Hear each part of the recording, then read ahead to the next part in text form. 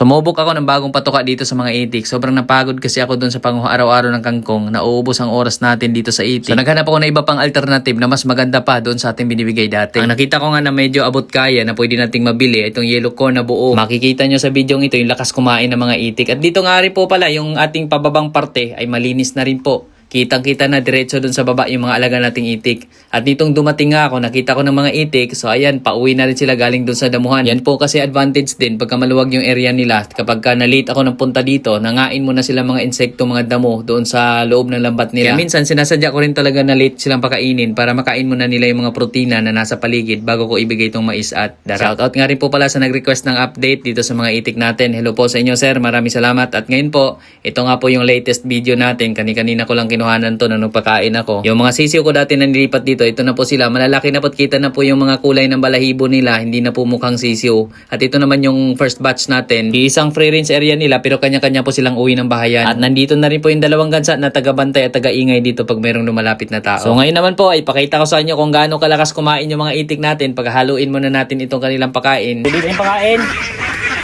Ay sobra pa yung gansa oh. Halo natin yung pagkain ng itik, yung pagkain ng gansa. Bigyan natin ulit ng bago yung gansa. Kasi maarte yung gansa. So ito po, darak at mais. Okay po. Mais na buo. Yellow corn. Yellow corn, tapos darak. Ano yung pagkain ngayon?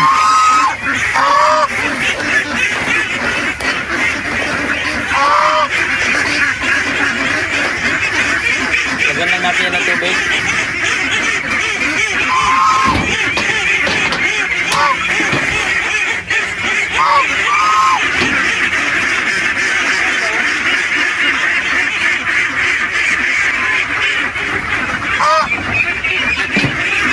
Tubig. Lagyan ko lang vitamins ng tubig. Ito.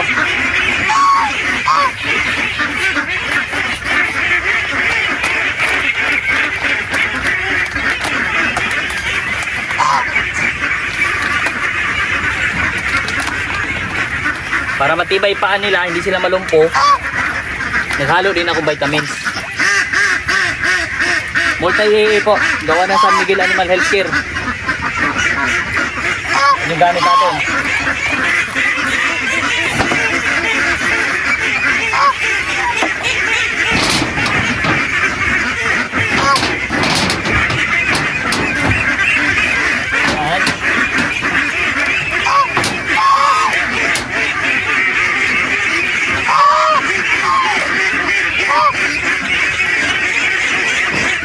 May mga source naman sila ng protein po. Bukod dito sa binibigay natin, since naka-pre-range naman sila, marami silang source sa protein kasi ito dating palayan, maraming mga insekto. Marami silang nahuhuli dito ng mga insect. Yan, nilagyan natin tubig kasi yung darat para dinikit doon sa mais. Meron ako doon hinahating galon, yun yung magiging kainan nila. Minsan, sinasaboy ko rin doon sa damo. Since nagdidikit naman yan, madali pa rin nila makakuha.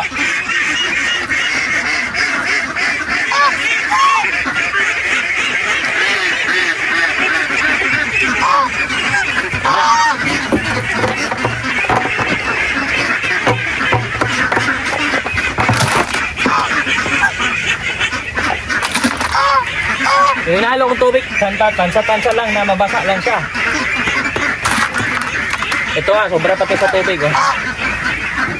Pero okay lang.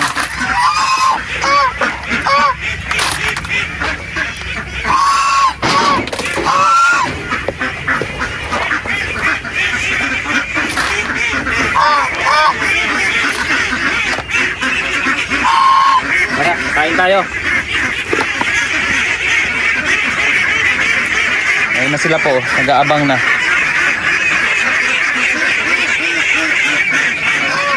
Mainit na nga po oh. Magkapanghali na. Late ko silang napapakain. Pero sa akin, wala na ng bagit ko, okay lang kasi pre-range naman sila para masanay din sila na mag hanap ng kusa ng pagkain.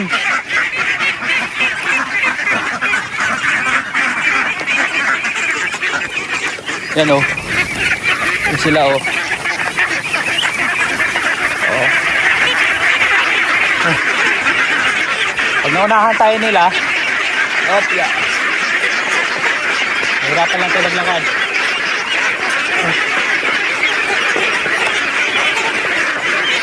Yan. So, bibigyan lang natin sila.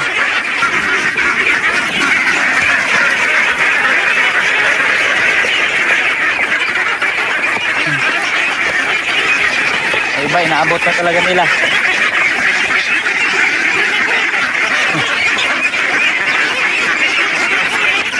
Gusto natin camera, napakainit. Baka mag-iinit. Kailangan.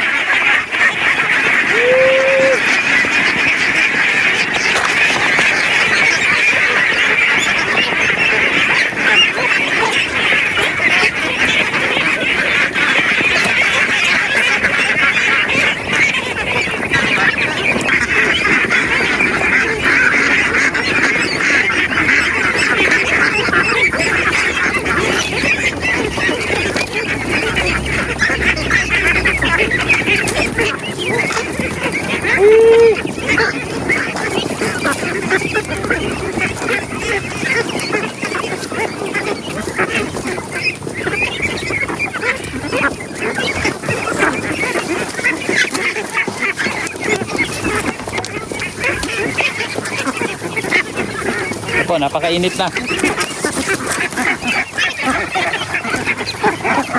Oh. Ang lalaki na rin po nila, oh. Tingnan nyo. Tsaka lalakas po kumain. Yan po yung nakakatawa dito sa mga itik. Kung minsan may problema ka pag may alaga ka, ayaw kumain ako. Sa itik, di ka po problema. Problema ka lang sa gastos pagka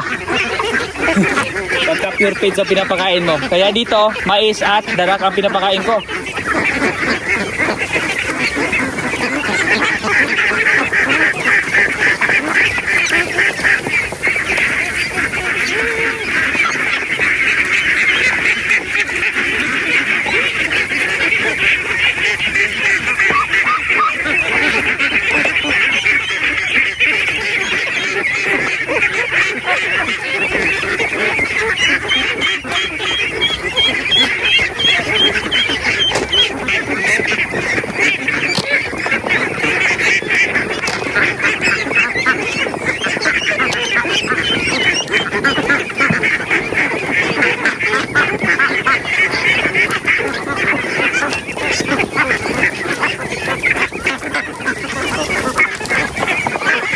Ayan po, tapos. Oh, buti naglilim. Kanina napakainit, ngayon medyo nawala na yung init. So ito po yung na-amaze ako. Nung una, tatakot pa ako na magpakawala dito ng mga itik. Kasi inaalala ko, baka mapasok ng aso. Pero so far hanggang ngayon hindi naman. Pero kailangan talaga mas matibay dapat yung lambat itong amin kasi ano lang yan, hardware, tapos nilagyan naming net. So ang plano ko talaga para fix na sa future is yung interlink. Kailangan wala pa kasing budget. Dito naman ang naging obserbasyon naman natin sa ngayon, wala nang namamatay na sisiw ng itik. Hindi tulad dati, madalas pagka umuulan lang patay agad, kinabukasan may mga namamatay ng sisiw. Dito po nung naging free range na sila, wala na, hindi tulad dati. Kasi dati, isa rin sa napansin ko, magpuputik sila pagka nandun lang sila sa loob lagi, doon sa ibabaw. Putik pagka maulan na putik sila. No, kaya kailangan talaga, mga konsela, kailangan talaga, tulad nito, nakagala sila papunta dyan sa mga damuhan. So, yun yung aming paraan. So, ngayon, tingnan nyo, ang lawak na ng damuhan kanila nagagalaan. Dito nga po, eto medyo tinumba ko lang konti yung mga damo dito. O, sila na nagtuloy-tuloy dyan, pabalik-balik sila, o. Parang malalanta na yung mga damo din. So, sila na maglilinis dito. Lahat ng buong nilambat na ito, pag nalinis na nilang buo yan, nagiging ganito na rin or nagiging lupa na siya, maputik na. So gagawin ko, plano ko, tamnan ko ng mais para may papakain tayo sa next batch pag nag-alaga pa tayo ng itik. Tapos ilipat naman natin sila doon sa kabila. At sana may budget na tayo noon para magkapag-interlink tayo. At plan ko nga, sana malambat natin to ng buo na naka-interlink para hindi mapasok ng aso. Sure tayo na di mapasok ng aso. Kasi ito may risk pa rin po talaga to na baka mapasok ng aso isang araw. Yung mga asong ligaw. Kasi yung aso naman namin dito pumapasok so far. Hindi naman nila pinapakailaman. May isang beses lang pero na-disiplina natin agad. Yung sumunod hindi na inulit. So yun yung katakot-takot lang dito. Yung aso. Pero sa ngayon, okay na to. At yun na nga, so far wala namang na matay na itik. Sana magtuloy-tuloy na ito at mapalaki natin sila. Ito pinaghalo ko na lang. Okay naman kahit pinaghalo natin yung malaki sa maliit kasi basta malawak yung free range nila. Sa obserbasyon ko lang ngayon, sa ngayon, pagkagabi na, umuwi naman ng kusa doon yung mga malalaki na. Tapos yung mga maliliit, doon naman din sila sa kanilang bahayan. Tapos ito, nilagyan din natin ng tent dito kasi minsan paggabi na, may iba hindi na uwi. Dito lang sila. Hindi umaakyat doon sa kanilang housing. So may iba dito lang sila tumatambay. Minsan nandito. So pagka umulan, at least meron sila masisilungan sa gabi. Kung halimbawa biglang umulan ng gabi, meron sila masisilungan. Kaya nilagyan ko rin ng tent dito na ganito. Tapos yung mga saging, kung may tanim tayong saging, lagyan natin itong mga sako. Kasi sisirain, tutumbahin nila yung saging. Kaya nilagyan ko ng sako yan, pinalibutan ko ng sako. Pero sa future, kapag lumaki na yan, dumami na yung kanyang saha, yung kanyang follower. So, lalagyan natin ng mas malawak na lambat na yan. Marami pa tayong kailangan gawin dito. Marami tayong adjustment na ginagawa. At marami tayong mga natutunan din dito sa daan-dahan natin pagpapalaki ng itik. Tsaka pansin nyo, mayroon tayong Madre de Agua dyan. So far, yung Madre de Agua, di nila pinakikialaman. Ay siguro hindi pa nila kabisado yan, hindi pa nila alam na yan ay pwedeng pagkain. Kasi hindi pa ako masyado napapakain ng Madre de Agua. Nagpakain man ako, ilang piraso pa lang dati. Pero sa ngayon hindi. Ayan. So may nag-request kasi sa atin din. Shout out doon kay sir, hindi ko matanda yung pangalan ni sir, na sana daw gawa ng update lagi yung itik. Kasi plano niya rin yata mag-alaga ng itik. So ayan, sa isip ko kasi sana, inisip ko siguro every week or minsan nga every month yung plano ko para biglang laki, no? Pero yun nga, sabi ni sir, may marami talaga nag-request din na yun, mag-update daw tayo araw-araw kung maaari para everyday daw masusubaybayan nila yung ating paraan dito sa mga itik. So sa akin naman, ito yung isa rin talaga din sa goal ko is makapag-share ng paraan kung ano bang mangyari, ano yung naging paraan natin, ano yung naging epekto. No, dun sa kangkong nga pala, ang naging problema ko nung nanguha ako ng kangkong, sobrang nakakapagod. Kasi habang lumalaki sila, dumadaming kangkong ang kailangan kong kuhanin. So sobrang haba ng oras ang kailangan kong gugulin dito. So naisip ko, naghanap ako ng ibang pwede natin ipakain sa kanila. So nakita natin yung availability ng mga yellow corn doon sa isang agrivet dito sa lugar namin na medyo mura lang naman konti. 20 pesos per kilo ng buong mga yellow corn. Yung buo siya, pero hindi pa siya na-crack kumbaga. Pero natanggal na yung pakaw niya. Hindi pa na-crack. So yun, 20 pesos per kilo dito sa amin. Pag crack corn kasi 32 to 35 pesos per kilo. So ayun, bumili tayo ng mais tapos darak. Tinry ko. So para na-observe ko, nung yun na yung pinapakain ko, mas mataba naman sila kumpara dun sa dating kangkong darak at konting feeds na binibigay ko. So nung una lang, ang ginawa natin, yellow corn, darak na may konting feeds. Tapos ngayon nung naubos ang feeds, darak at yellow corn na lang. So obserbahan ko rin kung kumusta. Since malaki na rin naman sila, no, higit 1 month, siguro mag 2 months na yung iba dito. Mayroon din yata tayo mag 3 months na. No, di ko lang makuha yung record ko. Di ko pa ma-check ngayon. So ayan, tingnan nyo, malalaki na. So ito, halo to. May mga malalaki na dito. Inauna pa nating batch. Tapos meron ding mga susunod. Noong una talaga, ang inaalala ko dito, ayaw kong paghaluin kasi inisip ko baka mamaya magka-problema. No, merong mga mabubuli, mga malalaking itik. Eh ngayon naman, okay naman. No, based dito sa obserbasyon ko, basta naka-free range silang malawak. Sa ngayon, sa ngayon ito yung aking observation. Pero sa future siguro, baka meron pa tayong maobserbahan, mapansin kung ano pa ang maaring negative din na epekto. So i-share pa rin natin yon para makita nyo, masundan ninyo. Since sa ngayon naman ay ongoing yung ating pa lang tayo dito sa ating pag-observe din dito sa mga alaga natin. Ayan sila, napakalakas nilang kumain. So yung iba gumagala na. Ayan yung iba, nandun. Nandyan sa ilalim ng mga damo-damo na dyan. Diyan kasi matubig din. So ibig sabihin may mga insekto rin diyan na yung insekto sa tubig, may mga isda. Siguro may maliit na mga palakang palayan, no, palaka dito sa lowland. Kinakain din nila yan. Marami silang kinakain ng mga insect. No, kaya pabor na ginawa nating lagay ng itik to. Pero marami pa akong plano dito. Sabi ko nga kung hindi magtagumpay itong itik, gagawin ko tong sagingan eh. Kasi mataba naman yung mga saging eh. Oh, maganda naman yung pagdahon ng mga saging dito.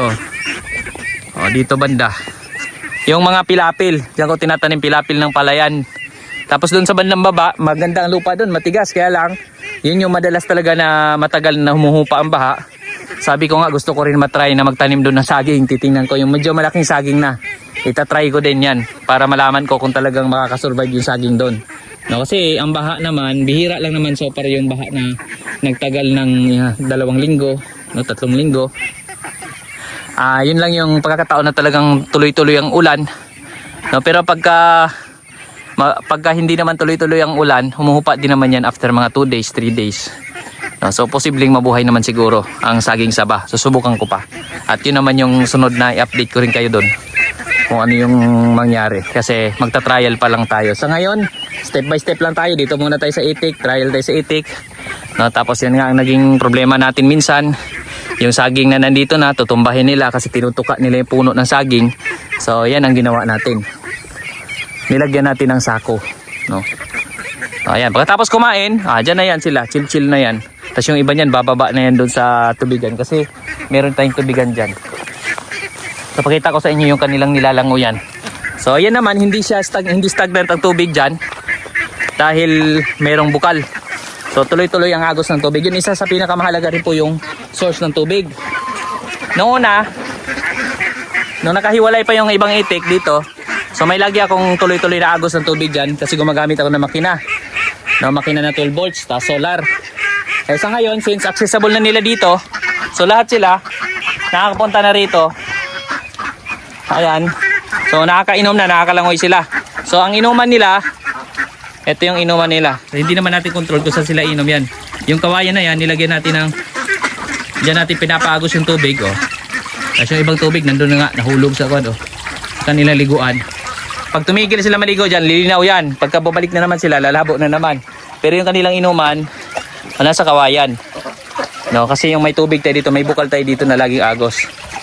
So ito po yung bukal. Ngayon hindi nga mais yung pagka-shoot ng tubig. Oh, ayusin natin. Ito yung ating bukal ng tubig. Oh.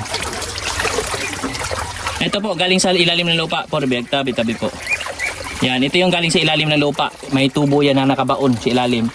So, lagi na yung agos lang yan dyan ng pirmi. Tapos may pump ako dyan, submersible pump. Ito yung hose. At yan naman, kapag nagpa-akit kami ng tubig, pinapaandar ko lang yan submersible pump na yan. Akit naman yung tubig yan, papunta doon sa ibabaw. Para doon sa source naman ng tubig na, para doon sa kailangan naman namin ng tubig doon sa kubo. Kasi nasa kubo yung doon sa ibabaw yan. Oh. Siguro nasa 30 meters yung paakit na yan. 1,100 watts na submersible pump yung gamit ko dyan. Ayan yung pump, oh. Nakalubog sa tubig. Yan, tapos yung wire niya, oh. Kasama yung wire, nakalubog yan. Kasi yung pinakamakina niya, ayun, nakalubog sa tubig. Sa ilalim. Ito po, dito sa inyo. Oh, ayan po yung makina ng tubig natin na pampakit sa ibabaw. Submersible water pump. So, ayan ang aming paraan. So, maswerte lang tayo na itong lupang to, merong bukal ng tubig. Kaya, ayun, marami tayong pwedeng magawa. Marami tayong pwedeng project. So, ayan yung itik. Matapos silang kumain, matapos maligo, ayun o, basa na rin yung iba kasi galing na rin sila dito naligo. At yan naman, kanal yan, pababa. Pababa kasi yung kanal na yan. Ito, kanal yan. Paagos yan doon sa baba sa kangkungan. Kaya yung mga ganyang tubig na yan, magiging fertilizer naman yan doon sa mga kangkong sa baba. No, so maraming kuan. Yung kangkong naman, gagamit natin yan, dagdag pakain sa baboy. Pero sa ngayon, hindi pa ako nanguha niyan. Darak at feeds yung pakain ko sa baboy. Kasi nga, napansin ko parang naubos ang oras ko. Hindi nga ako makapag-vlog na masyado. So sabi ko, bili na natin ng mais at darak. Yun na yung aking in-stock ngayon para may tuloy-tuloy akong pakain dito. Pero pagka mangitlog na sila, feeds na papakain natin dito, yung feeds na pampaitlog na. No, kaya doon, bawas na tayo sa pagbili ng mga mais, darak, maliban na lang sa pangmanok natin, pampabo. No, yung feeds na, kasi nung time na yun naman, kuha naman, mangingitlog, bababawi mo na naman sana, di ba? Ibibenta na lang natin yung itlog, tapos pambili ng yung kalahati noon, or 3/4 nun, ibili nating feeds, kung makita tayong 1/4, ay okay na yon. So yun yung ating tinitingnan dito sa ngayon. Ano pa lang yan, tingin pa lang natin, hindi pa natin alam kung ano talaga aktual na mangyari. No, yun naman, ni-update din namin kayo kung ano yung magiging sitwasyon. Tingnan nyo, ang taba naman ng mga itik natin dito kahit tinitipid-tipid natin yan. Oh, lalaking itik kasi kulot ang kanyang buntot. Oh.